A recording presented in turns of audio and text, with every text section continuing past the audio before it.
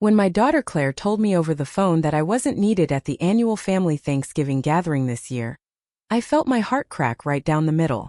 Mom, we're doing something different this time. Just the younger generation, you know? We don't really need you at the party. Those words echoed in my ears long after I hung up. 72 years old, and suddenly I wasn't needed. The woman who had hosted every single family gathering for the past 45 years was being told to stay home. The betrayal cut deeper than any knife ever could. I'm Margaret Whitmore, and I've spent my entire adult life building a family. Not just raising children, but creating traditions, weaving memories, and holding everyone together through joy and hardship. My late husband David and I had 3 children, Claire, James, and Rebecca. David passed away 8 years ago, and since then, I've poured even more energy into keeping our family close. I thought that's what they wanted too. I was wrong. Let me take you back to understand how much this hurt. I grew up in a small farming community in Iowa, the youngest of 6 children. My mother taught me that family was everything, that the women in the family were the keepers of traditions, the ones who maintained the bonds. When I married David in 1971, I took that responsibility seriously. We built a modest but comfortable life in the suburbs of Minneapolis. David worked as an accountant, and I stayed home with the children, creating a warm, loving environment where our kids always felt safe and cherished. Every holiday, every birthday, every milestone happened at our house.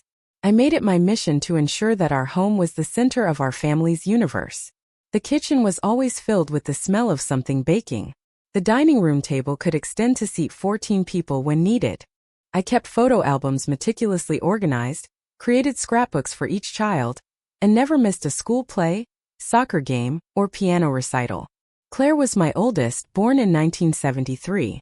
She was always ambitious, always reaching for more. She went to law school, married Todd, a corporate executive, and they had 2 children, Emma and Lucas. She built a successful career as a partner in a downtown law firm. I was so proud of her. Even when I noticed she was becoming more distant, more focused on her career than family connections. James, my middle child, followed his father into accounting. He married his college sweetheart, Linda, and they had 3 boys. They lived a quieter life, but James always seemed caught between his own family and his loyalty to Claire. He was a peacekeeper, sometimes to a fault. Rebecca, my youngest, was the creative one. She became a graphic designer, married another artist named Marcus, and they had 1 daughter, Sophie. Rebecca used to be the one who most appreciated family traditions, but over the years, I watched as Claire's influence seemed to shift her priorities too. After David died, the annual Thanksgiving gathering became even more important to me. It was my way of keeping his memory alive, of maintaining the family he and I had built together. I would spend weeks preparing, planning the menu, decorating the house, making sure everyone's favorite dishes were included. The cost alone was substantial on my fixed income, but I never complained. I used part of my savings each year because seeing everyone together, happy and laughing around the table, was worth every penny. Last Thanksgiving, I had hosted 22 people. The house was packed, chaotic, and perfect. I remember standing in the doorway between the kitchen and dining room, watching my children, their spouses, and my grandchildren all gather together, and feeling like all the work had been worthwhile. Claire had even made a toast thanking me for always being the glue that holds us together. I held on to those words like treasure, but things changed after that. In January, Claire called to tell me she thought we should modernize how we did family gatherings. She suggested that maybe we should rotate hosts, that it was too much work for me at my age. I assured her I loved doing it, that it gave me purpose. She dropped the subject, but I could hear the edge in her voice. Throughout the spring and summer, I noticed Claire was calling less frequently. When we did talk, she seemed distracted, rushed. She stopped bringing the grandchildren by for their usual Sunday visits. When I asked about it, she said they were just busy with activities and sports.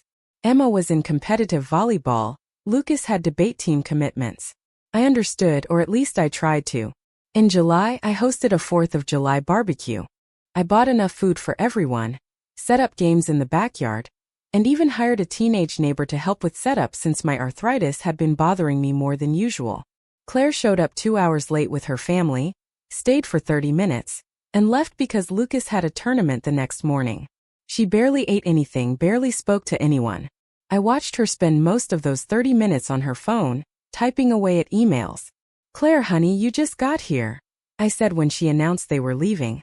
"Mom, I told you we couldn't stay long. You never listen." Her words were sharp, dismissive. "You didn't tell me you could only stay half an hour," I replied, trying to keep my voice steady.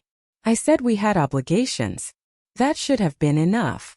She kissed my cheek quickly, a gesture that felt more like a formality than affection, and ushered her family out the door. James and Rebecca noticed. I saw them exchange looks across the picnic table, but neither said anything. That silence hurt almost as much as Claire's behavior. In August, I mentioned starting to plan for Thanksgiving. I sent a group text to all 3 of my children, asking about dietary preferences, whether anyone was bringing a guest, what dates worked best.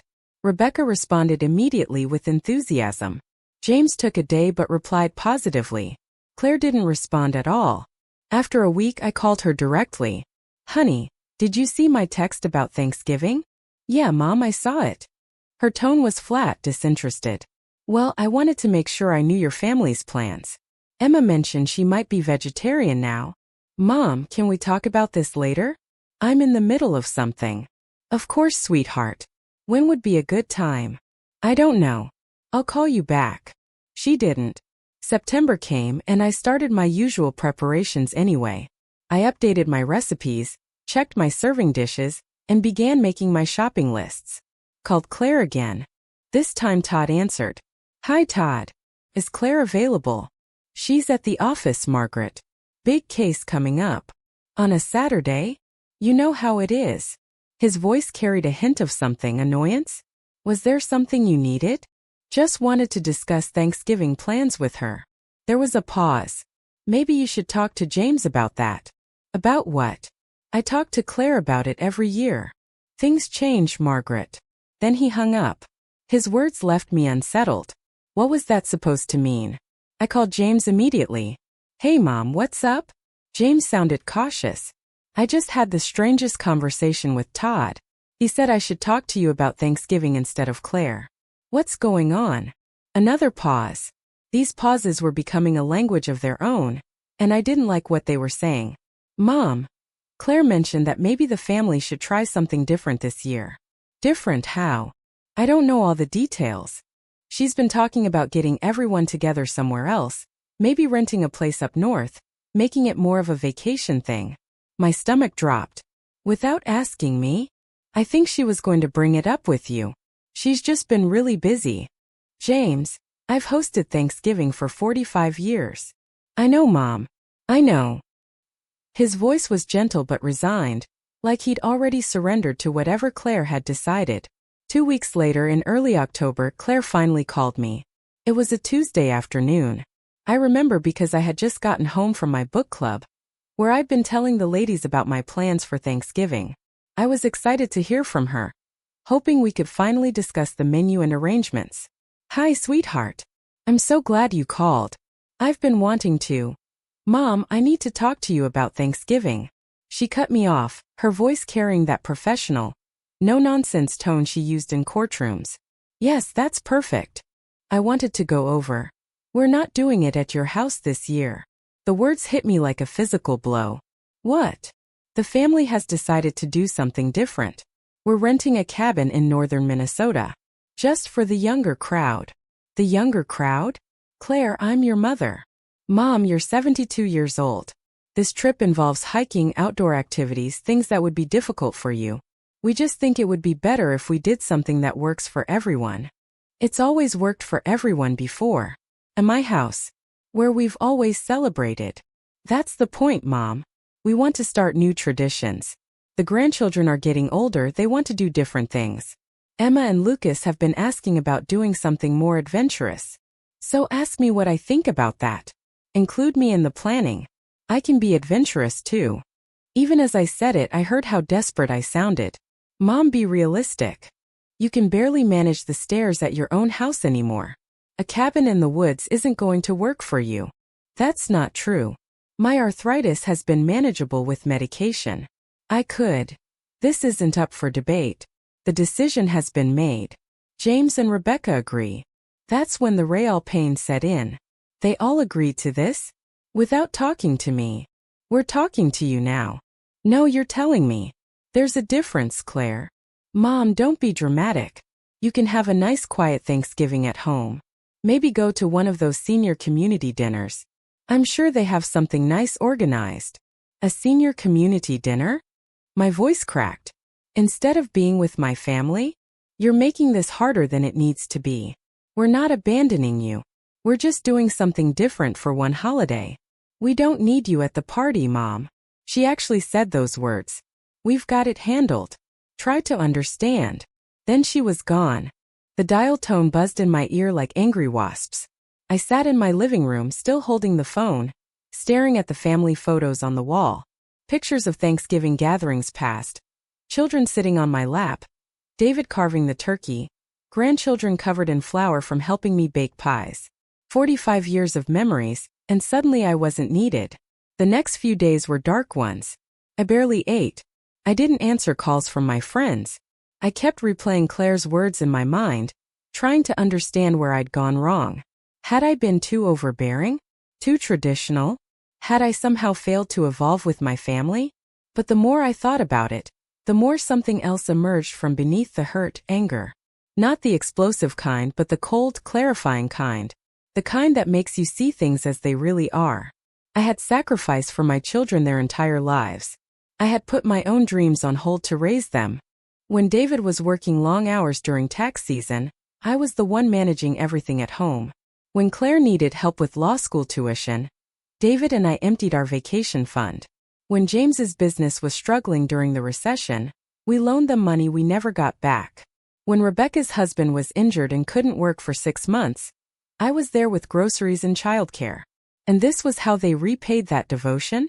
By cutting me out of the family tradition I had created and maintained? I started to think about all the little slights I'd ignored over the past few years. How Claire had stopped asking my advice about anything. How she'd roll her eyes when I told stories the grandchildren hadn't heard before. How she'd check her watch when I was talking, making it clear my time was less valuable than hers. I thought about James's passivity, how he always deferred to Claire's decisions even when they hurt others. He had his father's gentle nature but none of his backbone. David would have never let Claire treat me this way. And Rebecca, sweet Rebecca, who I thought understood the importance of family bonds. She'd gone along with this too. Not a single one of my children had stood up for me or thought about how this would make me feel. On the 4th day after that devastating phone call, I was sitting at my kitchen table with a cup of tea when I heard the mail slot rattle. Among the bills and catalogs was a glossy postcard advertising a local community center's Thanksgiving dinner for seniors. Don't spend the holidays alone, it proclaimed in cheerful letters over an image of elderly people in paper pilgrim hats eating from disposable plates. This was my future, apparently. Eating institutional turkey with strangers while my family laughed and made memories without me. That's when something inside me shifted. I set down the postcard and I made a decision. If my family didn't need me at their party, fine. I would host my own celebration. And it was going to be magnificent. I opened my laptop. Yes, this 72-year-old knows how to use technology, despite what my children might assume, and I started planning. Not a sad, lonely dinner for one. Not a pity party, but a real Thanksgiving celebration that would remind everyone exactly what they were missing. First, I made a list of people who actually valued my company. My book club friends Martha, Diane, and Susan, who had been my support system for 20 years. My neighbor Frank, a widower whose own children lived overseas. Betty from my church, whose daughter was deployed in the military. Carol, my former coworker from my years as a school secretary before I became a stay-at-home mother. Her husband had passed away last year, and she'd been dreading the holidays. I called each of them. I'm hosting a Thanksgiving dinner, I told them, and I would be honored if you would join me. Every single one said yes. Not a single hesitation. Not one person told me I wasn't needed. Then I got to work. If this was going to be my last big Thanksgiving, because let's be honest, at my age you never know, I was going to make it count. I went through my recipes and chose only the best. My famous herb butter turkey that David always said was better than anything at a restaurant. My mother's stuffing recipe with sage and cranberries.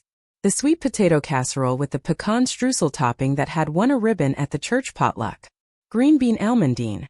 My grandmother's yeast rolls that took 2 days to prepare properly.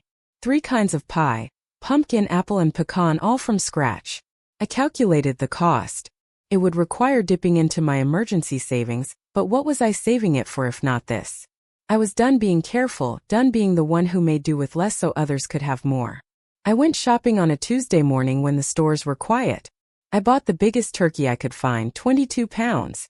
I bought real butter, imported cheese, organic vegetables, pure vanilla extract. Nothing generic, nothing bargain brand. I filled my cart without looking at prices, and when the total came to over $300, I handed over my credit card without flinching. The cashier, a young woman with kind eyes, whistled softly. Someone's having a big celebration. Yes, I said, standing a little straighter. Yes, I am. I decorated my house like I used to when the children were small, and every holiday was magical. I bought fresh flowers for every room. I ironed my good linens, the ones with the embroidered edges that had been my mother's. I polished the silver candlesticks David and I received as a wedding gift. I set the table days in advance, adjusting and readjusting until it was perfect. My friend Martha came over to help me move furniture so we could fit everyone comfortably. Margaret, this is beautiful, she said, looking at the table. Your family is going to be so sorry they missed this. This isn't for my family, I told her. This is for people who actually want to be here. Word spread through my social circle about what had happened. My book club friends were outraged on my behalf. Frank told me his son had done something similar to him last Christmas, choosing a ski trip over visiting him. You're doing the right thing, he assured me. Living your life instead of waiting for theirs. Betty from church brought it up during our volunteer shift at the food pantry. I always thought your Claire was so impressive, she said carefully. But impressive isn't the same as kind, is it? No, I agreed. It isn't. The week before Thanksgiving, Rebecca called. Mom, I heard you're hosting dinner after all? Word had gotten back to them. Good. Yes, I am. But I thought, we told you we were doing the cabin thing. You told me I wasn't needed at your party. You didn't tell me I couldn't have my own. Mom, don't be like this. Like what, Rebecca? Independent? Capable of making my own plans. You're trying to make us feel guilty. No, sweetie. I'm trying to have a nice Thanksgiving. If guilt is what you're feeling, that's between you and your conscience. She was quiet for a moment. Who's coming to your dinner? Friends. People who actually want my company. Are you trying to replace us? The question was so absurd I almost laughed. You can't be replaced if you were never planning to be there in the first place. This is emotional blackmail. No, Rebecca. Emotional blackmail would be calling you crying and begging you to change your plans. I'm simply living my life. You should try it. I hung up feeling stronger than I had in weeks. 2 days before Thanksgiving, I was in the kitchen doing my prep work, chopping vegetables, making pie crusts, preparing the brine for the turkey, when my doorbell rang. I wiped my hands on my apron and opened the door to find Claire standing there. Arms crossed, expression severe. Mom, we need to talk. I'm busy preparing for my dinner party. Can this wait? She pushed past me into the house. No, it cannot wait. Rebecca is upset. James called me concerned about you. You're acting out. Acting out. I closed the door and followed her into the living room. I'm cooking Thanksgiving dinner, Claire. Something I've done for 45 years. You're doing this to punish us. Not everything is about you. I kept my voice level calm. It was clear and cold as ice. You told me I wasn't needed at your celebration. Fine. So I made my own plans. With who? Rebecca said you're having some kind of party with random people instead of your family. They're not random. They're my friends. And unlike my family, they actually want to spend time with me. Claire's face flushed. That's not fair. Isn't it? You told me I wasn't needed, Claire. You used those exact words. We don't need you at the party, Mom. Do you have any idea how that felt? I was trying to spare you the difficulty of a trip you couldn't handle. Without asking me? Without including me in the decision? You took away my choice, Claire. You took away my place in this family like I was some burden to be managed instead of your mother. You're being oversensitive. And there it was. The final dismissal. Your feelings aren't valid. Your pain doesn't matter. You're just being difficult. Get out, I said quietly. What? Get out of my house. I have work to do, and you're not welcome here right now. Mom, you're being ridiculous. I'm being clear. You made your decision about Thanksgiving. I made mine. Now please leave. She stared at me like she'd never seen me before. Maybe she hadn't. Maybe she'd only ever seen the version of me that accommodated her, that bent to her will, that accepted whatever scraps of attention she tossed my way. Fine, she said coldly. Have your little party.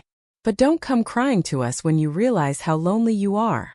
After she left, I stood in my living room trembling with anger and adrenaline. But underneath that I felt something else, pride. I had stood up for myself. I had set a boundary. And it felt good. Thanksgiving morning arrived cold and bright. I woke up at 5 a.m. like I always did on Thanksgiving, but this time felt different. I wasn't cooking out of obligation or tradition. I was cooking because I wanted to create something beautiful for people who would appreciate it. The turkey went into the oven at 6:30. By 8 my kitchen smelled like heaven, herbs and butter and roasting meat. I made the stuffing, whipped the sweet potatoes, assembled the green bean casserole. I rolled out pie dough and crimped the edges. I baked rolls until they were golden brown. Every dish was perfect, made with love and care. My guests began arriving at 3 o'clock. Martha brought wine and flowers. Frank brought a beautiful centerpiece he'd made from autumn leaves and branches.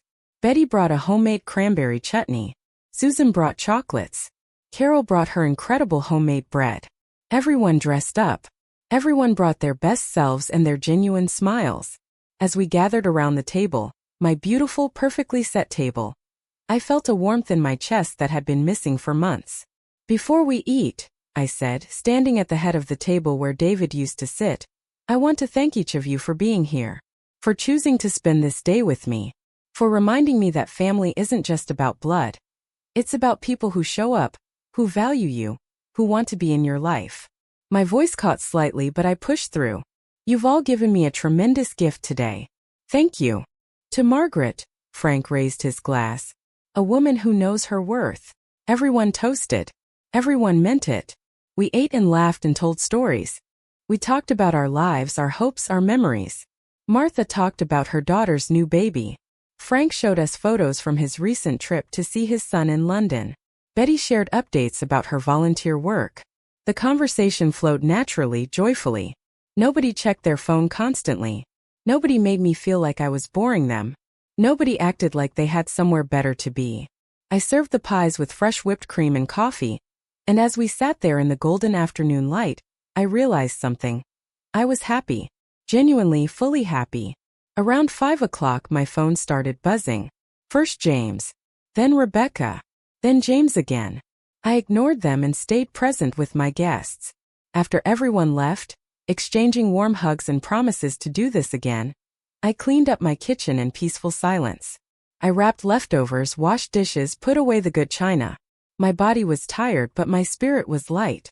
At 7:30 my doorbell rang. I opened it to find all 3 of my children standing on my porch. They looked uncomfortable, uncertain. Expressions I wasn't used to seeing on them. Can we come in? James asked. I stepped aside and let them enter. They filed into the living room, taking in the evidence of my dinner party. The flowers, the remains of the centerpiece, the lingering smell of turkey and pie. How was your cabin? I asked politely. It was fine, Rebecca said quietly. Cold. And the hiking? Mom, we didn't come here to talk about the cabin, Claire said. We came to talk about what happened. What happened is that you excluded me from a family gathering, so I made my own plans. There's nothing more to discuss. We saw the photos, James said. Photos. Martha's daughter is friends with Linda on Facebook. She posted pictures of your dinner. It looked really nice, Mom. It was nice.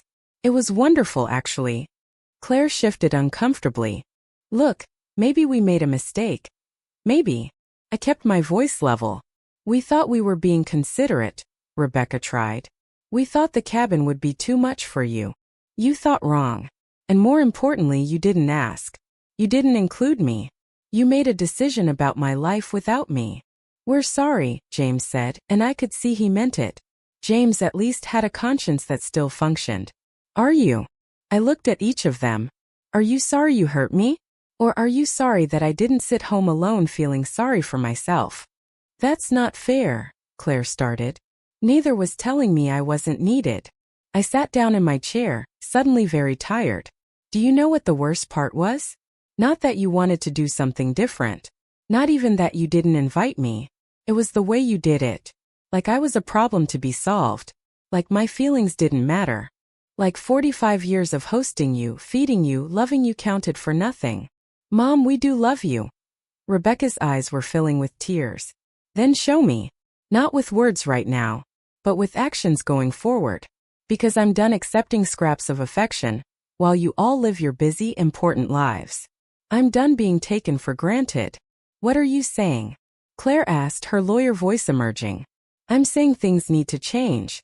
I'm saying you need to decide if you want me in your life, or if you just want me available when it's convenient for you. Of course we want you in our lives, James said. Then prove it. Call me more than once a month.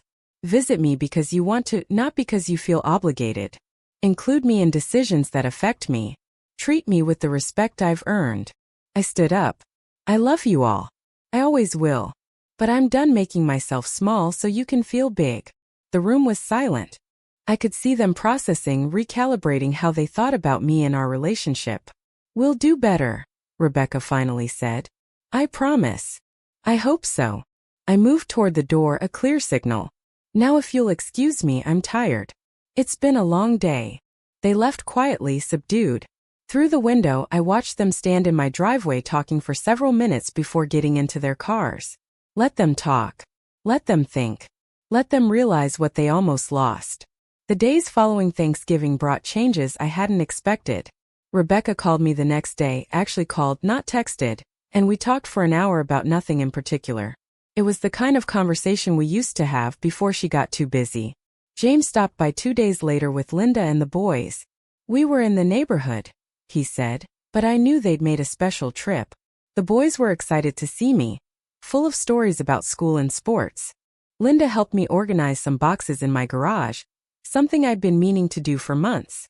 Claire was slower to come around, but even she showed signs of change. She sent a lengthy email apologizing for her words and her attitude. I've been so focused on my career and my own family that I lost sight of what you've given us, she wrote. I'm not making excuses, but I want you to know I recognize that I was wrong. My phone, which had been so quiet before, started ringing regularly. The grandchildren called to thank me for birthday cards I'd sent months ago that they'd never acknowledged. Plans were made for Christmas, at my house with everyone helping. But the biggest change was in how I saw myself. I was no longer the matriarch who existed solely to serve others. I was Margaret Whitmore. A woman with her own friends, her own interests, her own worth that didn't depend on being needed by her children. I joined a senior aerobics class at the community center. I started taking day trips with my book club friends. I volunteered more at the food pantry. I bought season tickets to the local theater with Martha and Susan. I started living instead of just maintaining. When Christmas came, my children all showed up early to help prepare. Claire chopped vegetables without being asked. James set the table. Rebecca organized activities for the grandchildren. They were trying, genuinely trying, and I appreciated it. But I also had plans for the day after Christmas. A trip to Chicago with my book club friends to see the Nutcracker Ballet. When I mentioned this at Christmas dinner, I saw surprise flash across my children's faces. You're going to Chicago? Claire asked. In winter? Yes. Why not? I didn't know you liked the ballet. There are a lot of things you don't know about me, I said gently. Because you never asked. That seemed to land. I saw her absorb it, think about it. Looking back on that terrible phone call in October, I realized it was a gift in disguise. It forced me to examine my life and my relationships. It showed me who truly valued me. It gave me the courage to stop accepting less than I deserved. My children learned that I wasn't just their mother. I was a person with needs and boundaries and the right to respect. They learned that love requires effort and attention, not just during holidays but throughout the year. They learned that you can't take people for granted just because they've always been there. And I learned that it's never too late to stand up for yourself, to demand better, to choose joy over martyrdom. I learned that sometimes the people who hurt you most are the ones you love most, and that forgiveness doesn't mean forgetting. I learned that my worth doesn't depend on being needed. It exists simply because I exist. The annual family gathering tradition continues, but it's different now. More equitable. More appreciative. My children take turns hosting sometimes, but when it's at my house, everyone helps. Everyone contributes. Everyone shows up not because they have to, but because they want to. And when next Thanksgiving rolls around, if someone told me I wasn't needed, I'd know exactly what to do. I'd plan my own celebration with people who value me, and I'd do it without guilt or hesitation, because I've learned the most important lesson of all. I don't need them to need me. I just need them to love me, respect me, and choose me. And if they won't, then I'll choose myself. That's not selfish. That's survival. That's dignity.